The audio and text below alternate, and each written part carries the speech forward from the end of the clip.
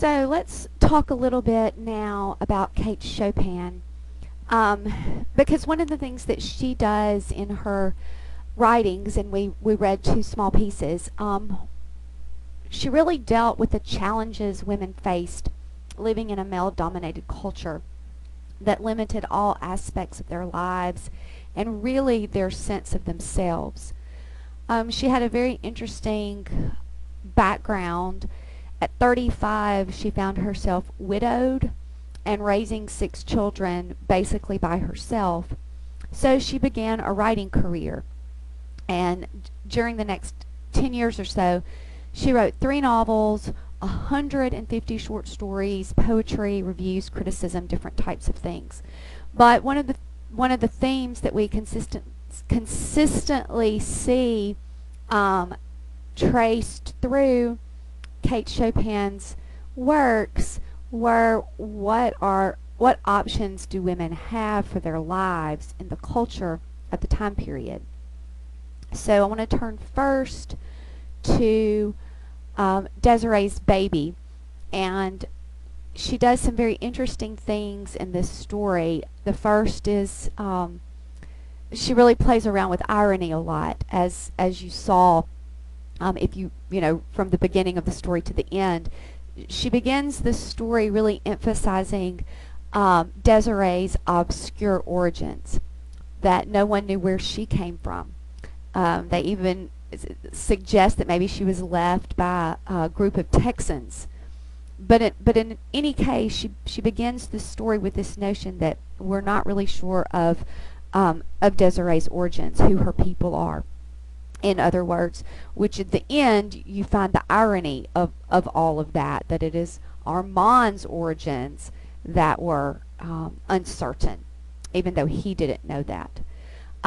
So the whole problem then occurs because, or arises because of when Desiree and Armand realize that their baby is mixed race. And we first get an indication that the baby might be mixed race when her mom, Desiree's mom, first comes to visit the baby. And she quickly says, "This is not the baby." What does Armand say? Like, haven't you guys noticed that your child is not white? Now, during this time period, this would have mattered. To us today, it's sort of laughable. But in the time period in which Chopin was writing, it would have definitely have mattered. And it would have definitely mattered to Armand, whose family was slave owning. And so to have a child that was mixed race would have been devastating, sadly, for him, which is what we find out. And so but yet Desiree and Armand initially don't understand. They don't see, they don't recognize. And so in a very short passage of time, we have Desiree going from extreme happiness to despair. From, "Oh mama, I'm so happy it frightens me," to Desiree was miserable enough to die.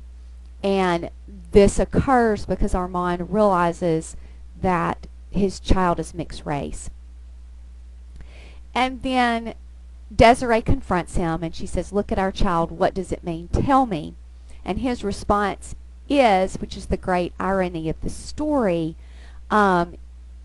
it means that the child is not white. It means that you, Desiree, are not white. And he basically tells her to leave.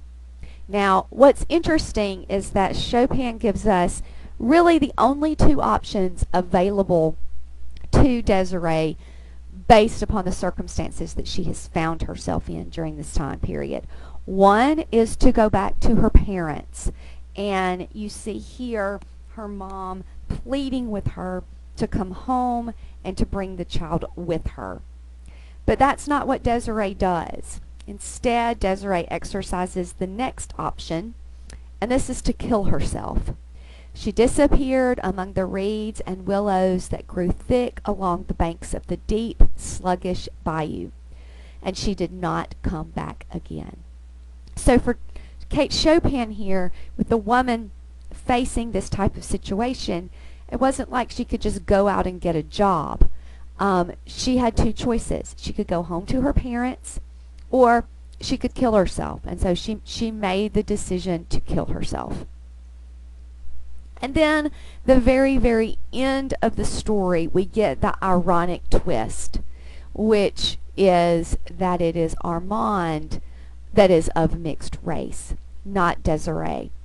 And so you see, in some ways, Armand being a victim of the culture too.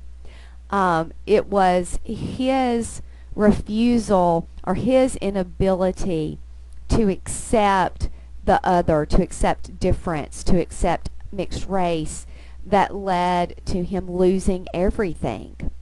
Just as Desiree was a victim of the culture as well, because she had such limited choices in the face of her situation.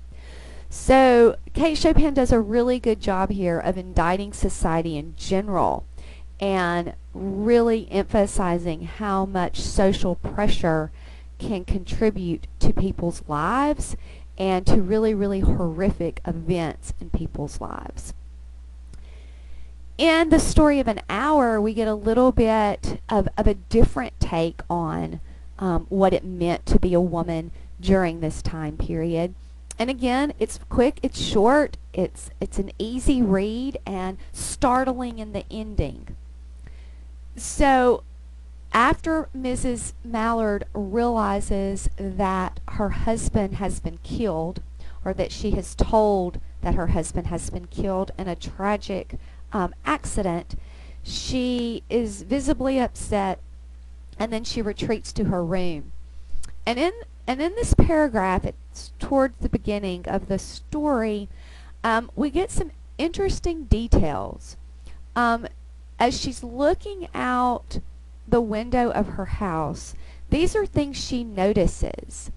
She notices new spring life, the delicious breath of rain, the notes of a distant song, countless sparrows twittering. In the next paragraph, we know that there's a blue sky. So these are not typically images associated with grief. So she raises the question early on without saying anything. Okay, why is this woman seeing life everywhere when she's just realized that her husband has been killed? Well, not too many paragraphs later, Mrs. Mallard utters these words. She has this realization that she is free, free, free, and that she would live for herself. So here Chopin gives us a female character that is hopeful now that her husband has been killed.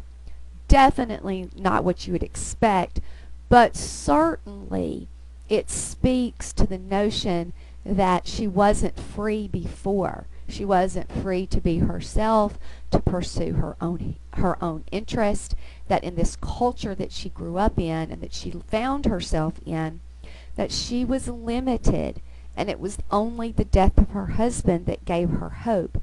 So again, a real indictment of the culture of the time.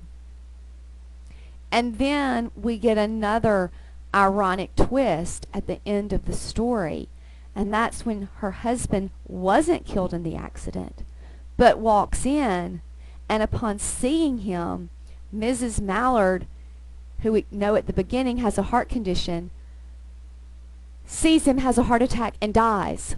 Now the irony is that the doctors attribute it to joy, the joy that kills here. But we know as readers that it was despair that killed.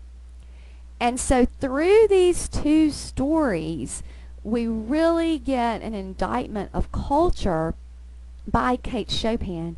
She shows how few options women had in the culture, and that asserting themselves usually ended up in madness or death, and really the difficulties for women in gaining independence in their culture.